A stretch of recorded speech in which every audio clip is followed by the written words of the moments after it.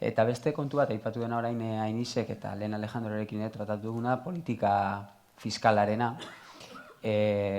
Askotan ez da hitz egiten, etxe bizitzaz hitz egiten dugunean politika fiskalaz, baina badu bere garrantzia, eta gainera hemen lehen aipatu dudana, Espainiako estatuan 2013an etxe bizitza erosketagatiko kenkariak atzera bota ziren, neurri hori kendu zen, etxe bizitza erostea sustatzen zuen neurri hori kendu zen, baina Hego Euskal Herrian esen kendu, indarrean dirau, eta eztabaida gaia izan da, batez ere, hauteskunde kanpainak iritsi direnean, datu bat emango dut, gutxi gora bera ikusteko honen dimentsioa, eta urtero, autonomia erkidegoan 300 milioi baino gehiago bideratzen direla kenkari fiskal hauetara, eta da gutxi gora bera esango dugu jaurlaritzak etxe bizitza politiketarako daukan aurrekontuaren pareko. Gutxi gora bera zifrak, baina orduan ez da neurri txikia, ez dauka kostu txikia, eta efektua diogu handia dela, eta esaten denean gaur egun etxe bizitza politikak alokairura bideratzen direla, baina gero badago kenkari fiskal bat erosketa sustatzen duena sekulako aurrekontuarekin, pixka bat kontraesankorra dirudi. Alejandro bota ditu iritzi batzuk, baina fiskalitatearen inguruan zuek ze iritzi daukazue, zer proposamen egin daiteke, nola, ze politika fiskal beharko genuke aurrera egiteko. Ni bat nator, Alejandrorekin bat, eta uste gainera Euskal Herrian bultzatu dela ideologikoki, fiskalki, eta baita etxearen erosketak. Eta alba da, etxe berriak izatea, eraikuntzare negozio hori bultzatzeko. Eta uste dute orain asmatu behar dugula, zuk esan duzuna, guzti hori eramatea alokairu publikoko eremura. Eta nik bat natore ezin direla saretu jabetzan izatea etxebizitza bat, gainera belak onda saldu dut, igotzen dela prezioa eta ez dauka inongo efektorik. Eta uste dut pasatu behar dela politika publikoetan hori alokairua bultzatzera. Hor aplikatzea fiskalitatea. Modu bultzatzeko, beti ere bultzatzeko eta igual premiatzeko alokairuan jartzen dela baldintza konkretu batzuetan, jakinda prezioa dagoela mugatua, kontratua legala dela, erregistroarekin eta iratzek esan duen hartarako behar dugu aparatu bat kontroli egiteko, fiskalizazio lana egiteko, hori alde batetik. Eta gero beste aldetik, bestelako politika fiskalak, lehen esan dut, bienan elementu garrantzitsuena, etxebizitza politika publikoak, parki publikoa eraikitzeko kasu horretan izan zen, zerga bat espezifikoa zegoela etxebizitza ferari emateko dirua. Eta zegoen zerga bat enpresei begira eta baita ere langilei begira. Eta diru horrekin bultzatzen zen parki publiko guzti horren kudeaketa. Eta lortu zuten egitea denbora oso gutxian eta udala sorpetu, estatu konfederala sorpetu gabe. Orduan, igual ere pentsatu behar ditugu bestelako neurri fiskalak ere implementatzeko politika hauek. Orduan, bi norabidean bultzatzeko alokairua, baina baita ere bultzatzeko parke publiko, behar den parke publiko hori. Bien aipatu duzula, esaten da, beraiek egun urte doaz. Eta, proposatzen dizule, lehen administrazioa aldundu behar da, 50 urte goaz, eta, oso txikia da gure parkea, konparatu zuinakoarekin, beraz ez dakit ibilbide horretan iritsiko ginateken egun urteetan. Hain izekzuk edo iratxe, politika fiskalaz? Gu bagenuena Frantzia mailan, badaguna Frantzia mailan zentzugabekeri bat bazegoen, eta orain berriki Etxanizek eta Lemorek egin duten lege proposamena Airbnb motako etxebizitzak arautzeko fiskalitatea ukitzea proposatzen du bereik landutako legea. Zuzen ere, zegoen eta bazuen bere zentzua, bere garaian hotel eta turismoa harrera egiteko, etzen nahiko etxebizitza, etzen nahiko hotelik edo lo lekurik, eta Frantzian egin dena bultzatu pertsonak edo jabeek etxebizitzaren parte bat aloitzea edo alokatzea turismorako. Eta horretarako, entzutena zen, onura fiskalak eman zizkieten etxebizitza turistikoar. Orduan, egin dena da, zegoena zen, etxebizitza turistikoari bideratzen bali bazen etxebizitza, 171ko onura fiskala edo berapen fiskala lortzen zen, urte osorako alokairuari dagokionez, aldiz, edo alokairu arruntari dagokionez, 130koa. Orduan, alde handia badago bien artean, orduan, bortzaz jabeak ziren gogo txuagoak egitea etxebizitza turistikoak edo urte osoko etxebizitza arruntak baino.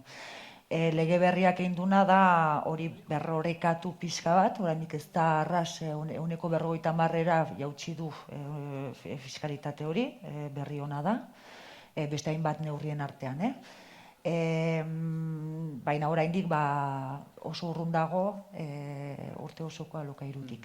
Guk eskatzen duguna da parekoa izatea, eta berdin, dakidanak Espainiako etxebizitza legeak onura fiskalak ematen ditu urte osoa edo alokairu arruntak egiten dituztener. Hori, holako zerbait egiten balitz Ipar Euskal Herrian edo Frantzia mailan guretako onuragarria litzatekela. Horrazken horrekin ere, behintzat Katalunian hasi delako agertzen ere azterketa batzuk esan dutena, batzutan alokairu merkeagoan jartzagaitik lortzen duzun benefizio fiskala, etxe jabeak lortzen duen benefizio fiskala dela merketu duena, baina handiagoa, kasi rentableagoa ateratzen dela horrela izatea. Orduan, beste gauza da, noiz baititzen dugu lo de la zanahoria, como praktika hori sustatzeko, baina erroan ere badagoela elementu bat injustua dena, ez dela etxe jabeak normalean direla errenta altuena daukatenak, ari direla onura bat izaten fiskalitate batetik, enbede herritar sektore zehenak, orduan, fiskalitatea tresna bat izan daiteke merkatuan tendentzia batzuk sustatzeko, baina aberastasunaren banaketaren perspektiba hori ere ez genuke biztatik galdu behar itzulita planteatzen zenuen kenkari horretara ematen den diruaren zati handiena errenta altuenei bideratuta dago. 30.000 eurotik gorako errentetan 181 milioi 2023an. Orduan, batzutan ematen du kenkari hori kentzea dela neurri bat antipopularra denon jabetzarako eskubidea kaltetuko duena, baina realitatean bada errenta altuenetara bideratuta dagoen neurri politiko bat. Gainera, gero eta tendentzia da, gero eta jende gehiago espulsatua dagoela jabetzatik. Jabetzara itzuliko bada izango da alokairu eskuragarrian, beraz, diru horren zati txikiagoa hartuko dute eta aldiz renta altuak benefiziatuta aterako dira. Orduan uste dut, aberastasunaren banaketaren perspektiba hori fiskalitateaz eta tendentzia batzuk lagundu edo kaltetzeaz hitz egiten denean ere perspektiba neuki beharko genituzkela, azkenean diru publikoa da, denona da, zerga sistemaren karga handiena langileok jasaten dugu eta eman daiteke egotea sektore batzuen negozioa edo behintzat errenta altuagoak izatea babesten. Orduan, zalantzan jarri baben momentu batzuetan agian neurri bakarrak edo erabilgarrienak edo eraginkorrenak izan daitezkela agian egungo baldintzetan hori ere kuestionatu behar dugu, porque dakar aberastasunaren banaketa injusto bat. Eta gainera askotan, neurri hau erabiltzen da kontra jartzeko merkatuan esku hartzeari edo prezioak topatzeari.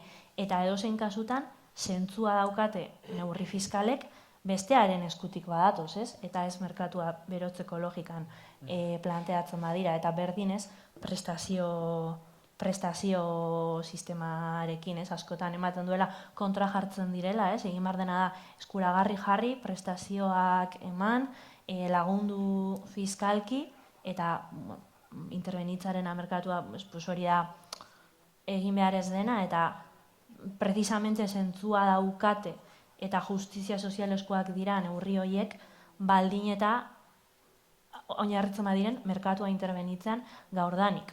Bestela, reproduzituko dugu hamarkadatan manden etxebizitza politikaren logika, ez dela, baliabide publikoekin, negozio pribatua elikatu eta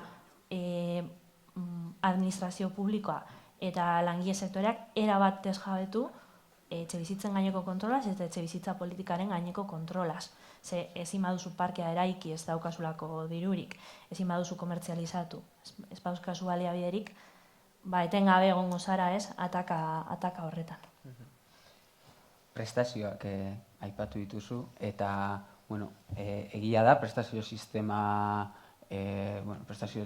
ezakite zabal bat badagoela, ez? Nitxo desberdinei erantzuten diena, batez ere agian gaztei begirako prestazio sistemak. Egia da baita ere, urtetik urtera, baliabide publiko gero eta gehiago behar direla prestazio sistema hori elikatzeko, azken finean, jendea gero eta okerrago dagoelako eta presioek etengabe, ez? Gora egiten dutelako, beraz, jakineko nuke zuek irakurketa egiten duzuen prestazio sistemaz, baliagarria den eta nola bermatu daiteke jendeak bere diru-sarreren 30% baino gutxienez bideratzea etxebizitzara sarbidea, izan ahal izateko.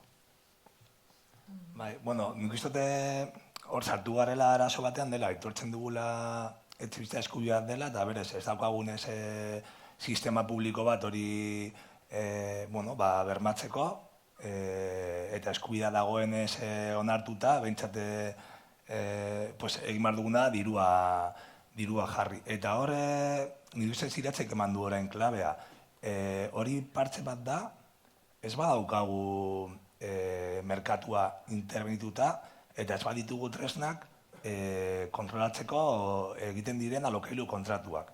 Eta niretzako, fase berri honetan edo estatuko etxebizitza legeak irekitzen duen fase berri honetan, dela interbenitzea modu batean edo bestean pretxoak eta bar, ez da nahikoa, baina behar duguna, uste dela tresna bat, inmobiliaria publiko erraidoi moduko bat. Hau da, nik nire etxea jartzen badut alokairuan,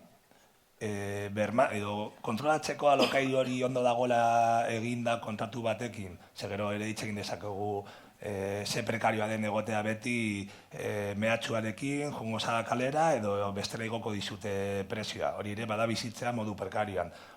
Bermatzeko alokairu kontratu hori ondo dagoela eginda, bai prezioan, baina baita ere epeetan eta baldintzekin, hor behar da tresna bat publikoa. Hor txartzen badira kontratu horiek, tresna horretan edo mobiliaria publiko horretan, hitz egin dezakegu orduan aukera fiskala, edo diru laguntzak dagoen alokairun dagoen agentzat, bestela bitartean dira partxeak. Eta badakit, kontratuak egon behar dira registroan, diru laguntzak jasotzeko, eta baina Alejandrok azaldu du lehen, eta segurazki hori ikerketa egiten badugu, diru laguntzak jasotzen desunean, presioa, alokairuen presioa igotzen da. Aurrekoan lagun batek esan zidan. Esan dio, etxe hau nahi kondo dago zuretzako bakarrik bizitzeko. Bai, presio hau, zen merke. Bueno, presio hau da, 300 euro, kendu eta gero. Diru laguntza, claro. Orduan, hor dago igoera bat normala, hori gertatzen da orduan. Hor dago iratzek esan du oso ondo, merkatua intermeditu eta niretzako ere bai, jartzen duen bai gainean, tresna bat, inmobiliaria publiko erraldoi bat, kontratuak eta alokairuak, hortik pasatzeko, eta hortik pasatzen badira, egin dezakegu diru laguntzak, fiskalitatea eta bestela, gainera Alejandrok esan du, 140ko iruzurrarekin kontratuetan, ezin dugu ezer aplikatu, politika publikoetatik behintzat. Jarren ezakit ziren prestazio, zer nolako prestazioak dauzkazuen diru laguntzak, pertsoner, lokal, Ipar Euskal Herrian, Frantziari loturik, badaude aspalditik diru laguntzak alokairuaren zure soldataren arabera. Horrek, ez dakit, gu bai horren alde gira eta nahiko indarrean dagoen zerbait da, orduan, gero ez da denentzat eskuragarri, ez da denei irekia, Eta ia dena horrek ez dukentzen gaur egune dagoen kontratu iruzurtiak Damokleseko ezpata hori daukazuna zure buru gainean kanporatuak gertatzen ari zirena behin kontratua bukatu eta hori prestazioek ez diote hori deus aldatuko eta bereziki alokairuen presio altuak badira ere, prestazioak ere ez dira berbada eraberakoak izanen. Vale, amaitzen juteko, igual hitz egin nahiko nuke baita ere, orain aipatu duzuen azkenengo gai honiz, alokairuan bizi diren pertsonak bizi duten segurtasun faltaz, ez? Gutxiegi agian hitz egiten da asko segurtasun juridikoaz, baina jabei dagokionez, baina gutxi hitz egiten da inkilinoek bizi duten ezegonkortasunaz, ez? Kontratuak amaitzen direnean egoeratan gelditzen diren, presioak nola igotzen diren, eta ikusi dugu azkenengo hamarkadan batez ere nola aldatu den etxegabetzen figura, esango dugu etxegabetzen arrazoia, hipotekak ez ordaintzetik, orain pasatu da 10-etik 9 etxegabetze alokairuak ez ordaintzeagatik izatera, naiz eta Espainiar Estatuan kontentzio neurriak edo sartu diren, badirudi ez direla funtzionatzen edo guztiz ez direla funtzionatzen eta kaleratzeak ematen diren. Agian da etxe bizitza krisiaren aurpegirik gordinena edo zuen ustez ze neurri hartu beharko litzateke bai etxegabetzeak ekiditeko, baina haratago joanez alokairuan bizi diren pertsonen seguruago bizitzeko, bizi proiektu egonkorrak garatu ahal izateko, ze neurri hartu daitezke norabide horretan. Aparte, gehitzeko, hortaz hitz egin baino, baita ere hitz egiten da okupazioaz. Eta problematizatzen da okupazioa, eta dirudi alde hau dela eskutatu nahi den zerbait. Pixkat medioek jokatzen duten paper hori ere mahai gainean jartzeko. Bai, nik uste dut pixkat aipatzen joan garela, eta uste dut etxebizitzara sarbidea alokairura migratzen joan den heinean ere, hartu direla neurriak desregulatu dutenak alokairuan ematen den harreman hori. 2008ko krisiaren ostean Rajoyren gobernuak egiten duena da alokairuen kontra iraupen minimoa murriztu, horrek esan nahi du zuk alokairua gehiagotan aldatu alduzula, maizterra, eta orduan, bat ez bezizu gustatzen, beste bat, baldintza okerragoetan eskiniko diozu etxe bizitza, eta dinamika hori elikatu da, baldintza legalak eraiki dira hori egiteko, eta denboran atzera egiten badugu, eta orain aldarrikapen hori itzultzen ari da, alokairu konkretuak izan daitezke indefinituak, eta baldintza berdinetan, eta horrek ahalbidetu, zuk zure bizi ibilbide osoa alokairuan egin ahal izatea, baldintza batzuetan badakizunak zeintzuk izango diren, eta horrek eman aldizun segurtasun bitala, baina guzti hori desregulatu zen, ustut, 80. hamarkadan edo. Eman zela desregulazio hori orduan, alde batetik, egon dira baldintzak seguruagoak maizterrentzat, eta hori desregulatu da, erresten zuelako negozioa egitea alokairuarekin hori alde batetik. Eta gero, etxegabetze eta desregulazio horrek ere gainera ahalbidetzen ditu, etxegabetze asko, etxegabetze bezala ez dutena konputatzen, Carlosek aipatu du, edo onartzen duzu prezio igoera hau edo basoaz. Hori ez da etxegabetze bat, hori ez da estadistikan sartzen, baina gertatzen ari dira realitate prekario guzti horiek. Orduan hor, behar da, etxebizitzan bizi diren pertsonen eskubideak bermatu prebentzio gisa, prezioak arautu, alokairuak luzatu, zailagoa izateko, etxegabetze egoerak eman daitezen, eta berdin, etxegabetzei aurre egiteko politika eraginkorrak hartu, eta horra alde batetik nik aipatuko nuke protokoloak hobetzea eta burokrazia arintzea, askotan zerbitzu sozialek dituzte baliabide gutxi eta esku hartu dezakete bakarrik azken momentuan etxegabetzaia atejoka dagoenean, eta aldiz ez dira baliabideak jartzen zaurgarritasun egoera bat identifikatzen denean, momentu horretatik bueno, pues esku hartze bat egiteko, pues pertsona horrek bere etxebizitzan jarraitu ahal izateko. Noski horrek eskatzen du zerbitzu sozial horietara baliabide gehiago bideratu behar direla. Eta berdin horrek eskatzen du parke publiko bat alternatiba habitazionalak eskaini ahal izateko, eskatzen ditu rekursoak administrazioak eduki behar dituenak eta egun ez dituenak. Orduan, eta pizkat ideia bat hartzeko niretzako zeharkatzen duena eztabaida osoa da, neurri legal batzuk hartu daitezkeela, beharrezkoak direla seguramente indar harremanak hobetzeko eta joko zelaiak hobetzeko, baina gero hor badagoela realitate material bat dena pizkanaka eraldatzen joan behar garena, posible egiteko, etxebizitza eskubidea bermatzea eta etxegabetzen kasuan niretzako oso argi ikusten da, ezintasun material hori eskubidea defendatzeko. Horreko egunean Iratxe eta biok komentatzen genuen honen inguruan dela, lan munduan argi ikusten dugu, jende aktibatzeko eta borrokatzeko prekarioan dagoena, hau da, normalean kontratu indefinitu gabe, beti zailagoa da aktibatzea jende hori, eta uste dut hemen gertatzen zaigula berdina, eta lan munduan eskatzen dugu, kontratu luzeak eta lan soldata duinak edo igotzea, beti lan soldatak hemen, kontratu luzeak eta jistea prezioak. Eta horrekin aktibatzea, ondo zaudenean daukazu aukera gehiago ere borrokatzeko. Lehen Alejandrok aipatu du, Arreseren esaldi hori, prefiero un país de propietarios que de proletarios. Karo, zu daukasunean ja behar bat, lotura bat ekonomikoa, banketxe batekin horrela, hor ere borrokarako aukerak ere murrizten dira. Eta uste dut ere hor desaktibazioa etortzen dela. Eta hori ere garrantzitsua da, lortzen badugu egotea maister bloke kolektibo bat ere egoera duin batean, egongo da ere, izango dira kritikoagoak, egongo dira aukerak ere borrokatzeko eta hobetzeko ere bai euren baldintzak. Gero, desjabetzeekin eta egun ja, hiriburuetan bentsat Bilbon, familia asko daude bizitzen logela batean. Logela batean, daude partekatzen logelak. Egoera dramatikoa da. Eta horrez dago ino.